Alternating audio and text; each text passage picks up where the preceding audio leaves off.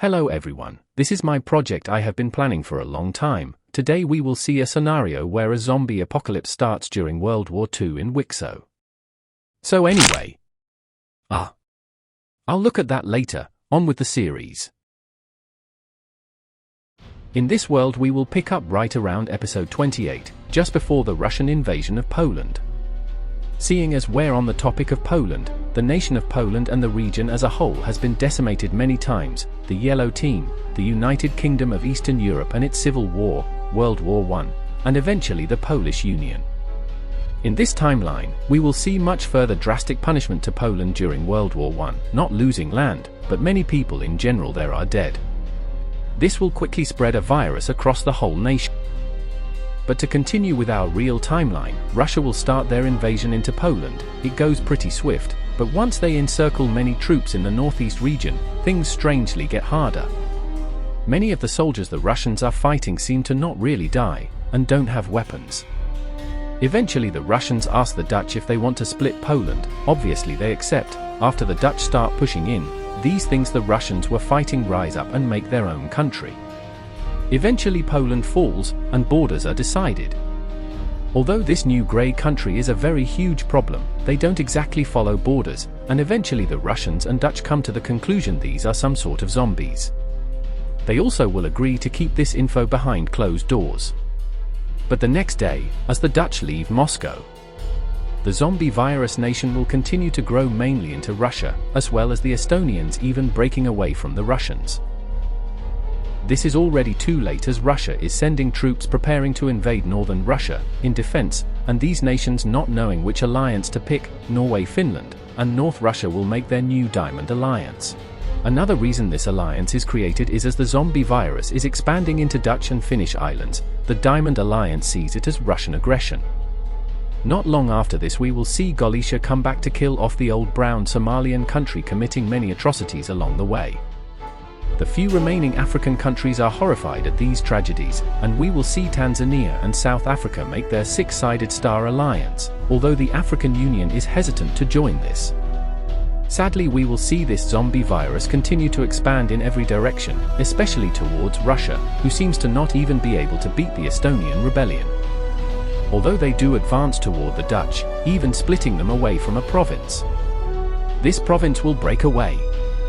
As things seem to be getting worse and worse in the Russian government, the old empire will try to ask what is happening and the Russians will once again say nothing. The Dutch, although, will join the Triangle Alliance and organize a meeting, also telling the nations here this info. The Dutch do this to help prevent zombie expansion. To get off the topic of zombies, influenced by the newly formed six-sided star alliance. The Indonesians. Minus Sriwijaya, that's its name right. The purple one on the left, I swear it's named that, but they make an economic three-sided star alliance. Moving back to the main area, we will see the old empire continue their suspicions of Russia hiding things from them.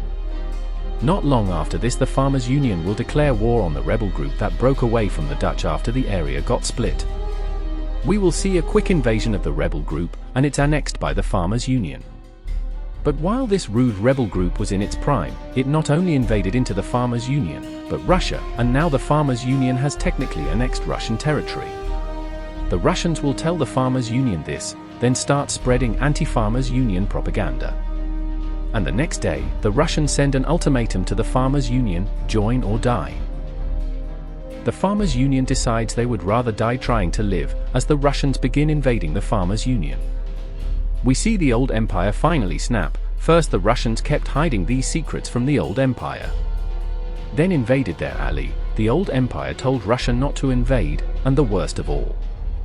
It's not exactly known how yet, but information has just been leaked across the world that a zombie apocalypse has started in Eastern Europe. The old empire will break the Square Alliance, and begin their invasion of Russia.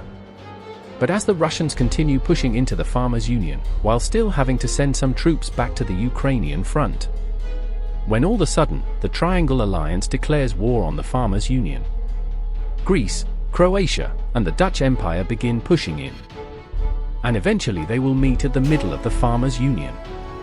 But there's something worth noting. Something that I've been lying to you about.